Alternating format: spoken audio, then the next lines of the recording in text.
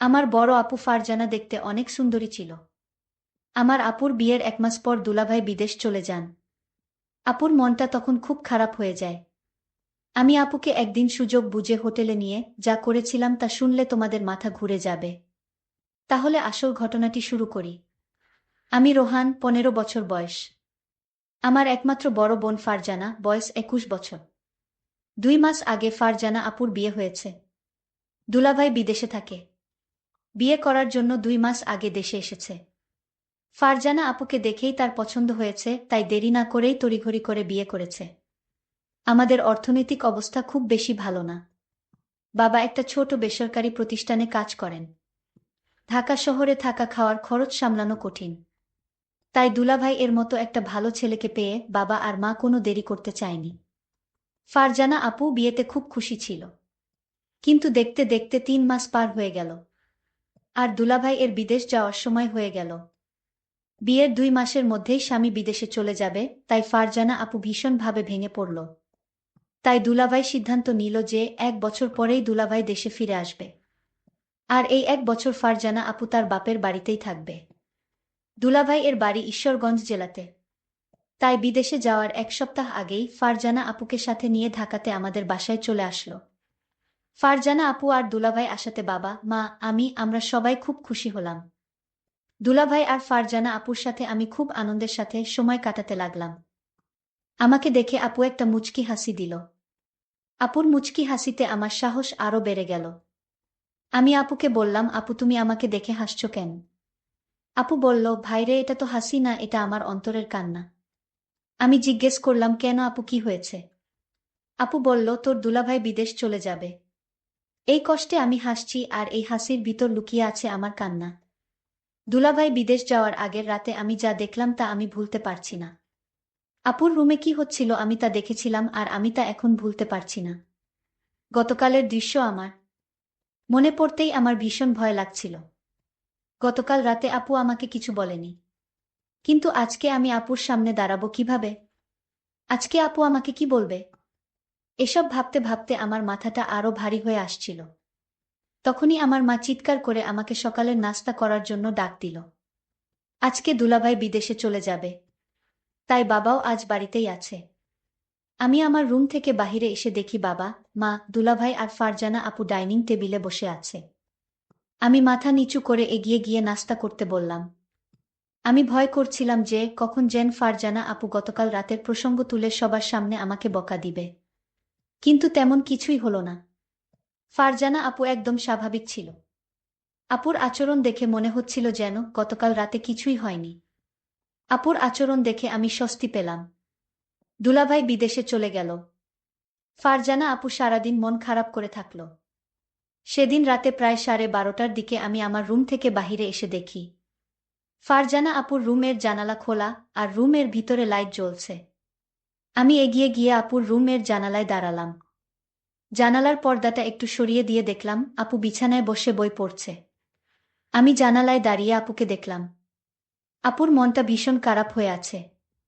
বই পড়তে পড়তে আপু জানালার দিকে তাকিয়ে দেখল আমি সেখানে দাঁড়িয়ে আছি। আমাকে কিছু না বলে আপু আবার বই পড়তে লাগল। বই পড়তে পড়তে আপু বারবার আমাকে দেখছিল। আর মনে হলো বোন আমার কান্না করছে। আমিও চুপচাপ দাঁড়িয়ে দেখছিলাম।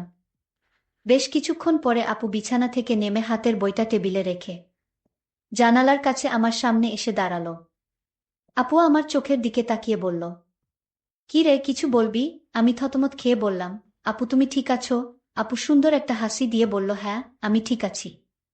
অনেক রাত হয়েছে, এখন রুমে গিয়ে ঘুমিয়ে পড়। আমি বললাম, তুমি কি এখনই ঘুমাবা আপু? আপু বলল, হ্যাঁ। তুইও গিয়ে ঘুমিয়ে পড়। আমি বললাম, আগে তুমি শুয়ে পড় আপু, তারপরে আমি যাচ্ছি। আপু আর কিছু না বলে একটা মুচকি হাসি দিয়ে রুমের লাইট বন্ধ করে বিছানায় শুয়ে পড়ল। আমিও আমার রুমে এসে শুয়ে পড়লাম। কিন্তু কিছুতেই ঘুম আসছিল না। বারবার আপুর কথা মনে আসছিল। আপু দুলাভাইয়ের জন্য কান্না করছে। সকালে উঠে আবার সব কিছু স্বাভাবিক। দিনের বেলায় আপু কখনো রাতের বিষয়ে কোনো কথা বলতো না। দিনের আপু আর রাতের আপু যেন সম্পূর্ণ আলাদা।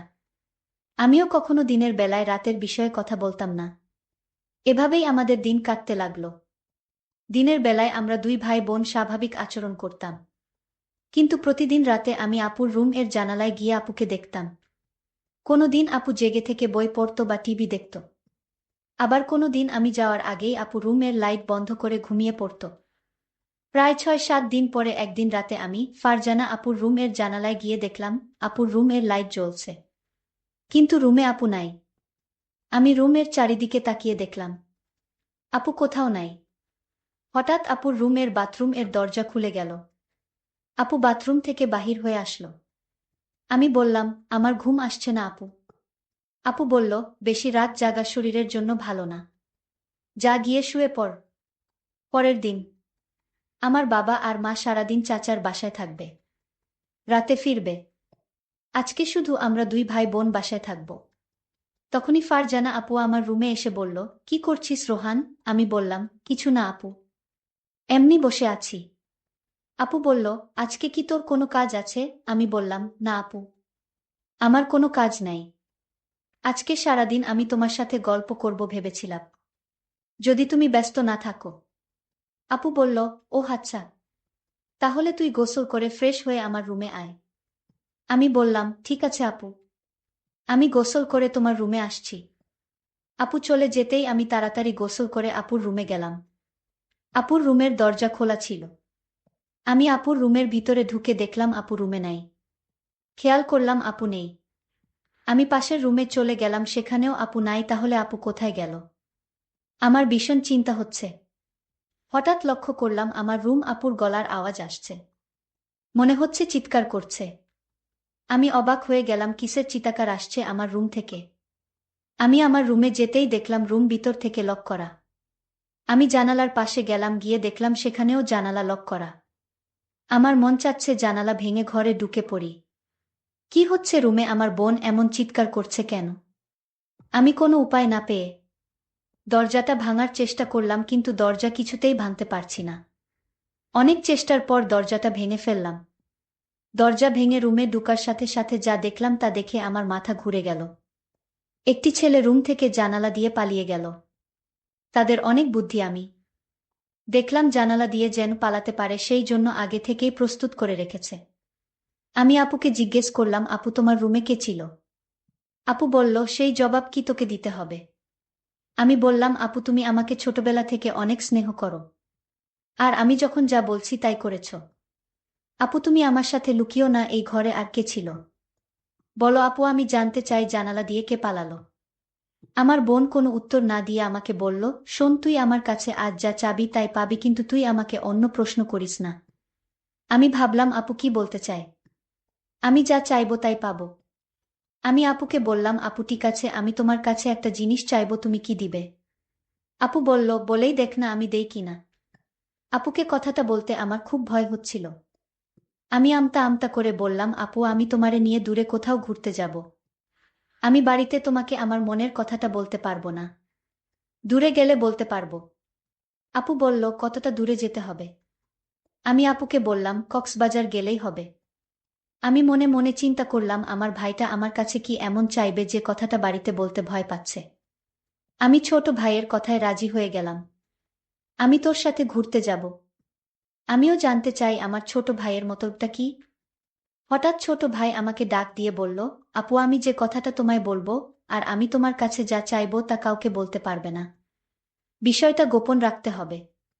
প্রমিস কাউকে বলবো না। তাহলে এখনই বলে ফেল, কি বলবি? আমার কাছে কি চাস? আপু আমি আগেই বলেছি আমি বাড়িতে বলতে পারবো না। তোমাকে কক্সবাজার নিয়ে তারপর বলবো। ঠিক আছে আমার লক্ষ্মী ভাই, তাহলে চল আজই আমরা কক্সবাজার চলে যাই। আপুর কথা শুনে আমার খুব আনন্দ লাগছে, আবার অনেক ভয় লাগছে। তাহলে চলো কালই আমরা কক্সবাজার চলে যাই। পরের দিন সকালে আমি আর আমার আপুকে নিয়ে কক্সবাজার রওনা দিলাম। আমরা সকল ৮টায় বাড়ি থেকে কক্সবাজারের উদ্দেশ্য নিয়ে রওনা দিলাম। আমরা প্রায় রাত ৮টায় কক্সবাজার গিয়ে পৌঁছলাম। সারাদিন গাড়ির জার্নিতে শরীরটা আমার অনেক ক্লান্ত হয়ে গেছে। আমার চোখের পাতা কিছুতেই খোলা রাখতে পারিনি।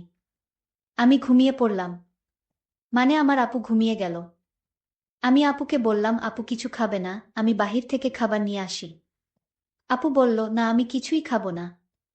তোর ইচ্ছা থাকলে তুই হোটেল থেকে খেয়ে নে। আমি বললাম, আপু তোমাকে রেখে আমি কি খাইতে পারবো?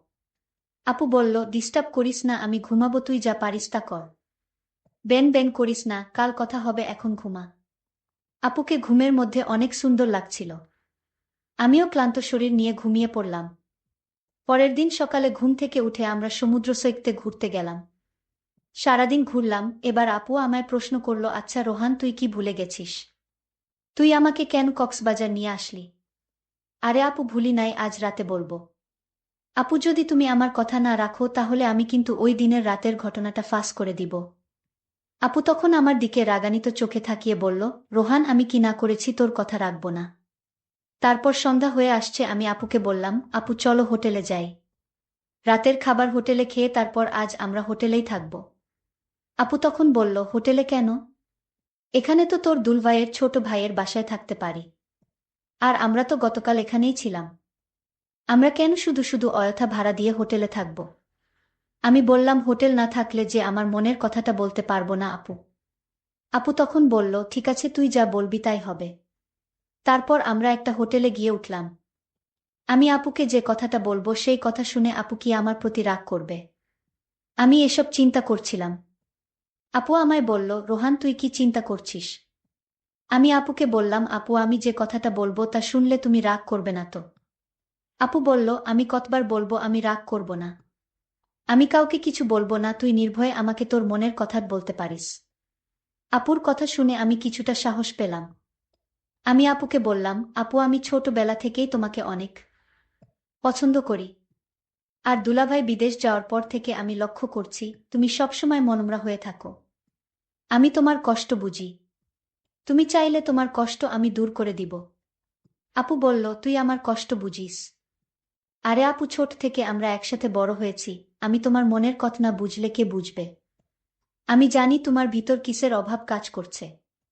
ছোট ভাইয়ের কথা শুনে আমি কিছুটা আশ্চর্য হলাম।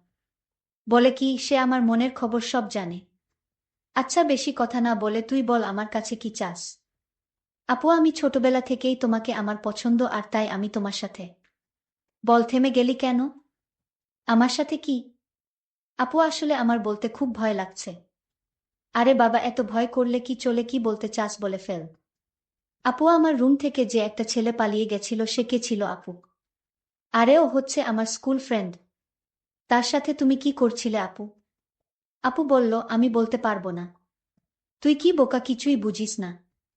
আমি কি করছিলাম তা কি আমার মুখ থেকে শুনতে হবে? হুম আপু, তোমার মুখ থেকে শুনতে চাই। তুমি বললে আমি অনেক খুশি হব আপু। আরে পাগল ছেলে, সেটা কি বলা যায়?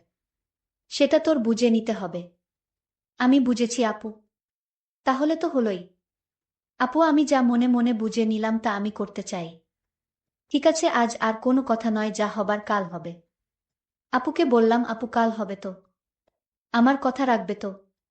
আমি বললাম, আমি কি তোর সাথে মিথ্যা কথা বলেছি? আমারে কি তোর বিশ্বাস হয় না? যদি বিশ্বাস থাকে তাহলে এখন ঘুমা, কাল সব হবে। প্রিয় বন্ধুরা, আজ ব্যস্ততার জন্য গল্পটি শেষ করতে পারলাম না। বাকি ঘটনাটি আগামীকাল আপলোড দেওয়া হবে। সেই পর্যন্ত সবাই ভালো থাকবেন, ধন্যবাদ।